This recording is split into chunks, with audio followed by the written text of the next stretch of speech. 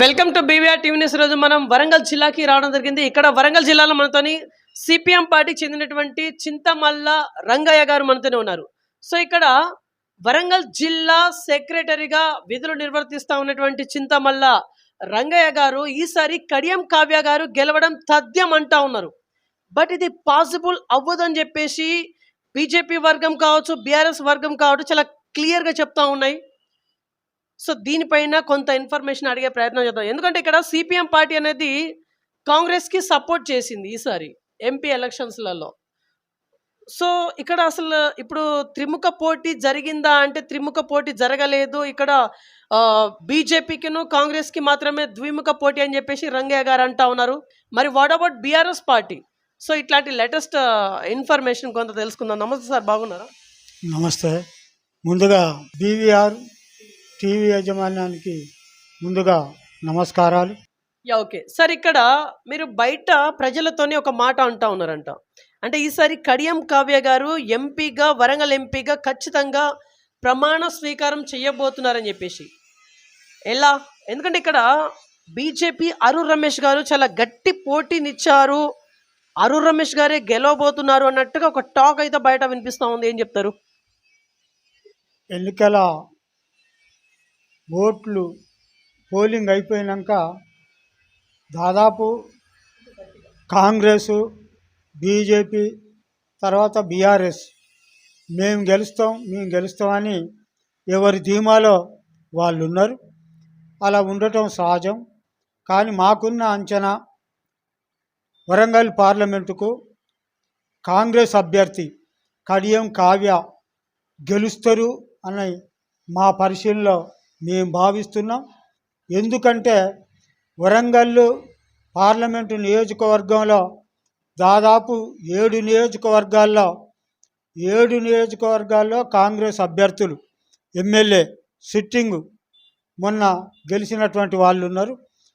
అందులో ఒక్కొక్క శాసనసభ నియోజకవర్గంలో భారీ మెజార్టీతోటి కూడా గెలిచారు. ఇదంతా కొద్ది రోజులే అవుతున్నది. ఒకవేళ ఏమున్నా ట్రెండు మారినా కాంగ్రెస్ అభ్యర్థికి మెజార్టీ తగ్గొచ్చు, కానీ తప్పనిసరిగా కడియం కావ్య గెలుస్తుందని మేము భావిస్తున్నాం.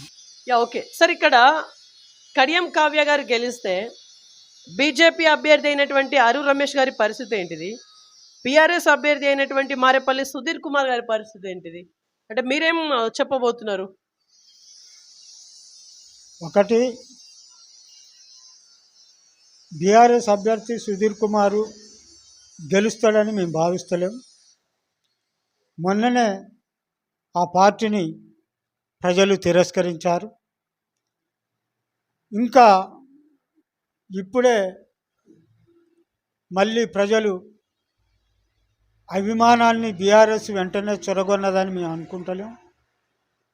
అయితే బీఆర్ఎస్ కాంగ్రెస్ మీద అనేక ఆరోపణలు చేస్తుంది, ఇచ్చిన వాగ్దానాలు అమలు చేయలేదని. కానీ వాళ్ళ కొద్దిగా కాలం టైం ఇవ్వాల్సింది. తర్వాత ఆరూర్ రమేష్కు మేము భావిస్తున్నది బీజేపీ ఓటింగ్ అనేది శాసనసభ ఎన్నికల్లో కంటే పెరుగుద్ది, కానీ గెలిచేంత ఓటింగ్ మాత్రం పెరగదు. గతంలో కంటే ఓటింగ్ శాతాన్ని బీజేపీ పెంచుకోవచ్చు. అది ఓకే సార్, మీ అంచనా ప్రకారం చెప్పండి. ఇక్కడ తెలంగాణ వరకు మనం మాట్లాడుకుంటే తెలంగాణ మొత్తం మీద మీరు కాంగ్రెస్ పార్టీకి సపోర్ట్ చేసిళ్ళు, ఒక్క భువనగిరి పార్లమెంట్ తప్పించి. భువనగిరి పార్లమెంట్లో మీ అభ్యర్థి అక్కడ నిలబడడం జరిగింది, జహంగీర్. రైట్, ఇక్కడ జహంగీర్ అన్న ఇక భువనగిరి మనం పక్కన పెడదాం, తర్వాత మాట్లాడుకుందాం. ఫస్ట్ ఇక్కడ తెలంగాణ రాష్ట్ర వ్యాప్తంగా మీరు ఏదైతే సపోర్ట్ చేసిల్లో ఇక్కడ మీరు ఎన్ని సీట్లు గెలుస్తాయని చెప్పేసి అనుకుంటున్నారు కాంగ్రెస్ పార్టీ గురించి? రాష్ట్రంలో కాంగ్రెస్ ఎన్ని సీట్లు గెలుస్తామన్నది ఖచ్చితంగా కాంగ్రెస్ వాళ్ళు చెప్పేది 13, 14 అని చెప్తారు. కానీ అన్ని గెలవకపోయినా 10 సీట్లు అయితే 9, 10 సీట్లు అయితే గెలవచ్చు అన్నది మా అంచనా. బీజేపీ ఈసారి ఎన్ని గెలవబోతుందని మీరు అనుకుంటున్నారు? రాష్ట్ర వ్యాప్తమైనటువంటి అంచనా కొద్దిగా నేను ఇక్కడ వరంగల్లో ఉండి అంచనా వేయలేము. రకరకాల విశ్లేషణలు వస్తున్నాయి. ఏదేమైనా మీరు కానీ మేము కానీ జూన్ 4వ తారీఖు వరకు వేచి చూడాల్సిందే అని నా అభిప్రాయం. ఓకే, ఎంఐఎం ఈసారి కొట్టబోతుందా? ఎంఐఎం ఈసారి కొట్టబోతుందా? ఎంఐఎం ఒక సీటు గెలవచ్చు. అది ఓకే సార్, ఇక్కడ యాక్చువల్లీ మీ సిపిఎం పార్టీ డిమాండ్స్ ఏంటి సార్? మీరు కాంగ్రెస్ పార్టీ ముందు పెట్టిన డిమాండ్స్ ఏంటి? ఎందుకు మీరు కాంగ్రెస్ పార్టీతో టైఅప్ అవ్వడం జరిగింది? ఒకటి, మా రాజకీయ కర్తవ్యాన్ని చెప్పాలి. దేశంలో బీజేపీ ప్రమాదం చాలా పెరుగుతుంది. బీజేపీ అధికారంలోకి వస్తే వాళ్ళే చెప్పినట్టు భారత రాజ్యాంగాన్ని మారుస్తాం. భారత రాజ్యాంగాన్ని మార్చటం అంటే ప్రజాస్వామ్యం అంతం చేయటం, పౌర హక్కుల్ని నాశనం చేయటం, అదేవిధంగా సామాజిక న్యాయం లేకుండా చేయటం, రిజర్వేషన్లు దెబ్బతినటం, ఇవన్నీ. తర్వాత బీజేపీ అధికారంలోకి వస్తే భారత రాజ్యాంగాన్ని ఎత్తేసి అంబేద్కర్ రాసినటువంటి రాజ్యాంగాన్ని, లౌకిక రాజ్యాంగాన్ని ఎత్తేసి హిందూ రాజ్యాంగ భారతదేశాన్ని నిలబెట్టడం అనేది, స్థాపించటం అనేది జరుగుద్ది. భారతదేశం అనేక కులాలు, మతాలు, ప్రాంతాలు, భాషలు కలిగి వైవిధ్యంతో ఉన్నటువంటి దేశం అనేది. అందుకే దీన్ని ఫెడరల్ వ్యవస్థ అంటాం. భిన్నత్వంలో ఏకత్వం అన్నాం. ఇది కనుక దెబ్బతింటే భారతదేశం ఐక్యంగా ఒకటిగా ఉండదు. ఇది ఉండాలంటే బీజేపీని ఓడించాలి. ముందు దేశాన్ని ఐక్యత నిలబెట్టుకోవాలి.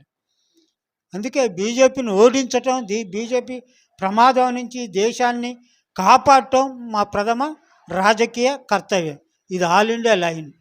ఓకే, కాకపోతే ఇప్పటిదాకా మీరు బీజేపీ పైన అంటే బీజేపీ కనుక ఇప్పుడు థర్డ్ టైం కనుక అధికారంలోకి వస్తే ఇవి చేస్తాయని చెప్పేసి మీరు అన్నారు. కాకపోతే నరేంద్ర మోదీ గారు స్వయంగా అంటా ఉన్నారు, రాజ్యాంగాన్ని చేంజ్ చేసేది లేదు, ఎస్సీ ఎస్టీ రిజర్వేషన్లు తీసేది లేదు అని చెప్పేసి అంటా ఉన్నారు. మీరేమో దానికి యాంటీగా చెప్తా ఉన్నారు. ప్రజలు ఇప్పుడు ఏం చేయాలి? ఎవరి మాటలు వినాలి?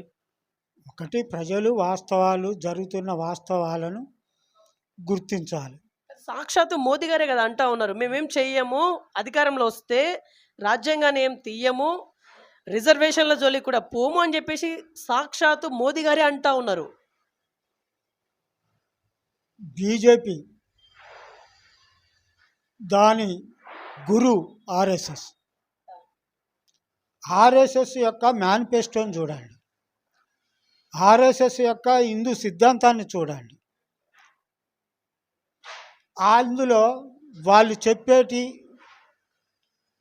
చూస్తే ఆర్ఎస్ఎస్ సిద్ధాంతాన్ని అమలు జరపటం బీజేపీ యొక్క రాజకీయ ఎజెండా. మీరు భారత రాజ్యాంగాన్ని రూపొందించి దాన్ని ఆమోదించేటప్పుడు భారత రాజ్యాంగాన్ని బీజేపీ ఆమోదించాలి. ఇది చరిత్ర. భారత రాజ్యాంగం అంబేద్కర్ రాసింది. ఇది హక్కుల బొంత, భారతీయ సంస్కృతికి అద్దం పట్టేదిగా లేదు. ఐక్యరాజ్య సమితి నుంచి, నానాజాతి సమితి నుంచి, అదేవిధంగా అమెరికా, బ్రిటన్ నుంచి కొన్ని ఆర్టికల్ ఏరుకొని తీసుకొచ్చి ఇక్కడ హక్కుల బొంత లెక్క భారత రాజ్యాంగాన్ని రూపొందించారు. ఇది హిందూ సంస్కృతిని ప్రతిబింబిస్తలే, హిందువుల యొక్క మనుధర్మ సిద్ధాంతాన్ని ఇది ప్రతిబింబిస్తలే. అందుకే మేము దీన్ని ఆమోదిస్తలేమని ఆ రోజు ఆర్ఎస్ఎస్ పెద్దలు బహిరంగంగా చెప్పారు. ఇది ఓకే సార్, యాక్చువల్లీ ఇప్పుడు మనుధర్మ శాస్త్రంలో అసలు ఏముంది సార్? దాని గురించి మీకు తెలిసినటువంటి యాక్చువల్ ఇన్ఫర్మేషన్ ఏంటిది? మనుధర్మ శాస్త్రం అంటే ఒకటి, కులాలు, మతాలు, కులాలు ముఖ్యంగా ఎక్కువ తక్కువలు ఇటనే ఉండాలి. మన భారతదేశం కుల వ్యవస్థ, ఈ వర్ణ వ్యవస్థ ఇలాగనే ఉండాలి. చాతుర్వర్ణం ఇది ప్రధానమైనది. చాలా ఉన్నాయి.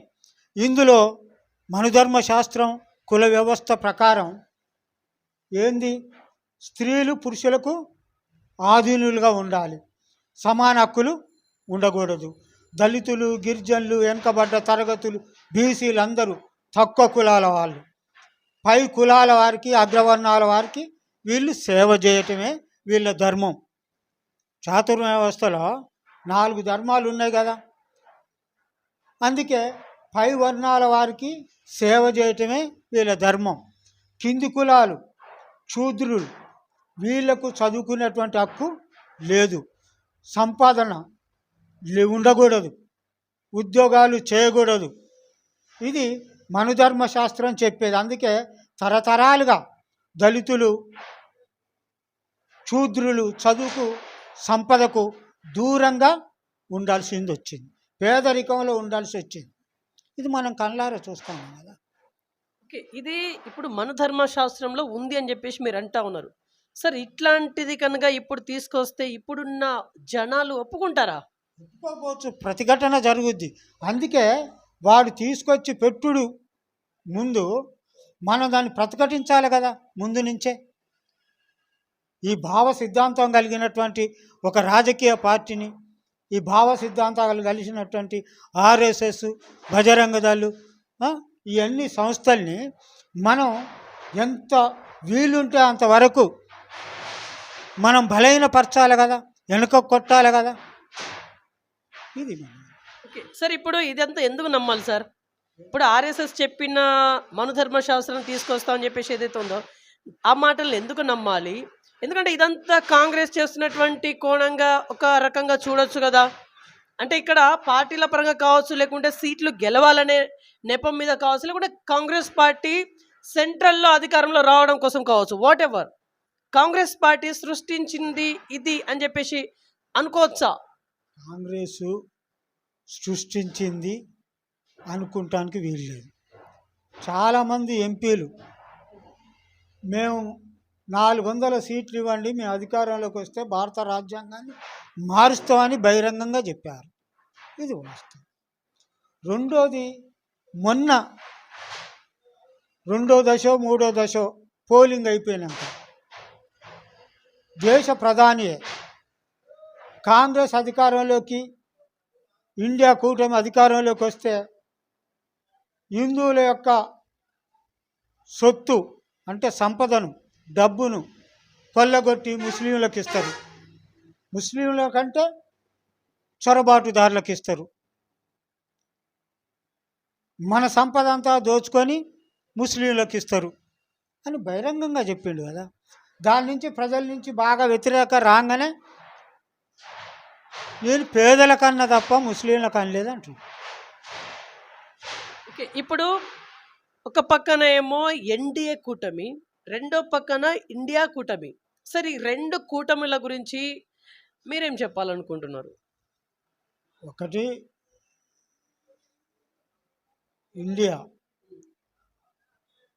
ఇండియా కూటమి, ఓ పక్క బీజేపీ, ఇండియా కూటమి, ఎన్డీఏ. ఈ కూటమిలో మేము కోరుకునేది మొట్టమొదట బీజేపీ ఆధీనంలో కలిగినటువంటి ఎన్డీఏ కూటమిని మేము అధికారంలో రాకుండా ఏ మేరకు అడ్డుకోగలిగితే ఆ మేరకు అడ్డుకోవాలి. ఇది మా ఉద్దేశం, మా రాజకీయ కర్తవ్యం. అది ఏ మేరకు నెరవేరుద్ది అన్నది మీ చేతిలో, మా చేతిలో, ఎవరి చేతులు లేదు, అది ప్రజలు. ఒకటి, బీజేపీ మత ఉద్రిక్తల్ని రెచ్చగొట్టాలనుకుంటాను, భావోద్రేకాలను రెచ్చగొట్టాలనుకుంటాను.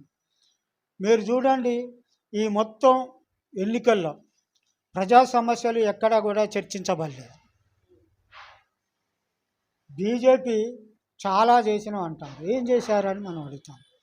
బీజేపీ 2014, 2019లో భారత ప్రజానీకానికి ఎన్నికల్లో అనేక రకాల వాగ్దానం చేసింది, కానీ ఏ ఒక్క వాగ్దానం అమలు చేయలేదు. ఇగో 10 ఏళ్ల కాలంలో మేము ఇది చేశామని చెప్పే ధైర్యం ఈరోజు బీజేపీకి లేదు. యువతకు సంవత్సరానికి 2 కోట్ల ఉద్యోగాలు అన్నాయి. సంవత్సరానికి 2 కోట్ల ఉద్యోగాలు అంటే ఆ లెక్కన 20 కోట్ల ఉద్యోగాలు ఇవ్వాలి. 20 కోట్లు కాదు, 20 లక్షల ఉద్యోగాలు కూడా ఇచ్చిన పాపాన పోలేదు. ఆ రకంగా యువతను మోసం చేసింది BJP party. Right right sir, ఇక్కడ ఇప్పుడు సిపిఎం పార్టీ అనేది సిపిఎం కావచ్చు, సిపిఐ కావచ్చు, వాట్ ఎవర్, అంటే కమ్యూనిస్ట్ పార్టీలందు అందరూ చాలా ఖచ్చితంగా ఉంటాయని చెప్పేసి ఒక టాక్. ఇప్పుడు సిపిఐ సిపిఎం కాంగ్రెస్ పార్టీకి సపోర్ట్ చేసింది ఇక్కడ తెలంగాణలో. అంటే దేశవ్యాప్తంగా పక్కన పెడదాం, మన తెలంగాణ గురించి మనం మాట్లాడదాం. తెలంగాణలో 6 గ్యారెంటీలు అమలు చేస్తాము 100 రోజులు అని చెప్పేసి అధికారంలో వచ్చిన పార్టీ కాంగ్రెస్ పార్టీ. అమలు చేయలేకపోయింది. కానీ సిపిఎం పార్టీ ఇంకా సపోర్ట్ చేస్తూ ఉంది. ఇప్పుడు సిపిఎం పార్టీ ఫేకా నమ్మొచ్చా? ఎందుకంటే ఇక్కడ అమలు చేయకపోయినా మీరు సపోర్ట్ చేస్తూ ఉన్నారు. ఏం చూడాలి దీని గురించి? ఒకటి, సిపిఎం మేము ఇక్కడ తెలంగాణ రాష్ట్రంలో కాంగ్రెస్ మాకు సీట్ల సర్దుబాటు కానీ పొత్తు కానీ లేదు. మాకు మేముగా మా రాజకీయ లక్ష్యం కోసం బీజేపీ ఓటమే లక్ష్యంగా ఈ రాష్ట్రంలో బీజేపీని ఓడించగలిగినటువంటి శక్తి కాంగ్రెస్ ఇప్పుడు ఉంది కాబట్టి కాంగ్రెస్కి మేము సపోర్ట్ చేస్తాం. రెండోది మేము చెప్పేది, ఈరోజు బీజేపీని ఓడించే లక్ష్యంతో కాంగ్రెస్కు సపోర్ట్ చేస్తున్నామంటే రేపు ఈ 6 గ్యారంటీలు అమలు జరపడానికి మేము కోరేది ఏంటంటే కొంత టైం ఇద్దాం, కొంత టైం ఇచ్చి చూద్దాం. టైం ఇచ్చి చూసినా కూడా కాంగ్రెస్ కనుక అమలు జరపకపోతే రాజకీయాలతోటి నిమిత్తం లేకుండా అది కాంగ్రెసా బీజేపీ టీఆర్ఎస్ఆ ప్రజా సమస్యలకు వచ్చినప్పుడు ప్రజా సమస్యల మీద ఎలాంటి రాజీ పడకుండా ప్రజల పక్షాన నిలబడి ప్రజా పోరాటాలు ఉద్యమాలు నడపటంలో సిపిఎం పార్టీ కమ్యూనిస్టు పార్టీలే ముందుంటాయి. అది సత్యం. అది బీఆర్ఎస్ అధికారంలో ఉన్నప్పుడు కానీ ఇప్పుడు కాంగ్రెస్ అధికారంలో ఉన్నప్పుడు కానీ పోరాడేది మేమే, బీజేపీ కాదు, బీఆర్ఎస్ కాదు, ఇంకెవరు కాదు. అది కమ్యూనిస్టు పార్టీలుగా మా కర్తవ్యం, మా బాధ్యత. కార్మికులు, రైతులు, వ్యవసాయ కార్మికుల తరపున నిలబడి పోరాడేది కూడా మేమే, పోరాడతాం కూడా. Right sir, last and finally Warangal జిల్లా ప్రజానికానికి ఇప్పుడేం చెప్పుకోవాలనుకుంటున్నారు? Final one. ఇంకా వరంగల్ జిల్లాలో కూడా అనేక రకాల సమస్యలు ఉన్నాయి. ఇప్పుడు వరంగల్ జిల్లాకు విభజన చట్టంలో బీజేపీ అనేక రకాల వాగ్దానం చేసింది. ఈ కాలంలో చూస్తే విభజన కాలంలో తాను వరంగల్ ఉమ్మడి జిల్లాకు ముఖ్యంగా ఇచ్చినటువంటి ఏ ఒక్క వాగ్దానం కూడా అమలు చేయలేదు. ముఖ్యంగా కాజీపేట రైల్వే కోచ్ ఫ్యాక్టరీ అది అమలు జరపలేదు. తర్వాత బయ్యారం ఉక్కు ఫ్యాక్టరీ అది అమలు జరపలేదు. తర్వాత గిరిజన యూనివర్సిటీ అన్నారు, అది అమలు జరపలేదు. తర్వాత మామునూరు విమానాశ్రయం అన్నారు, అది అమలు జరపలేదు. ఇంకా చాలా సమస్యలు ఉన్నాయి. టెక్స్టైల్ పార్కు ఇంకా అది పూర్తి కాలే. తర్వాత మనం చూస్తే ముఖ్యంగా వరంగల్ చూస్తే అనేక చిన్న పెద్ద పరిశ్రమలన్నీ కూడా మూతబడి ఉపాధి కోల్పోతున్నారు. మూడోది, వరంగల్ ప్రజానీకం వర్షాలు వచ్చినప్పుడల్లా ముప్పు గురవుతుంది. అంటే డ్రైనేజీ సిస్టమ్ కూడా హైదరాబాద్ తర్వాత ఇంత పెద్ద వరంగల్ నగరానికి లేదు. ఇవన్నీ సాధన కోసం కాంగ్రెస్ ఉన్నా ఎవ్వలున్నా రాజీ లేని పోరాటాన్ని సిపిఎం పార్టీగా నిర్వహిస్తాం. ఆ పోరాటంలో ప్రజలు కలిసి రావాలని కూడా మేము విజ్ఞప్తి చేస్తాం. ఓకే, సో ఇదండి ఇవాళ ఇంటర్వ్యూ. నెక్స్ట్ మరొక ఇంట్రెస్టింగ్ మరి ఇంపార్టెంట్ అవుతాయి. మీరు చూస్తున్నాం BVR TV news. Until then bye, take care.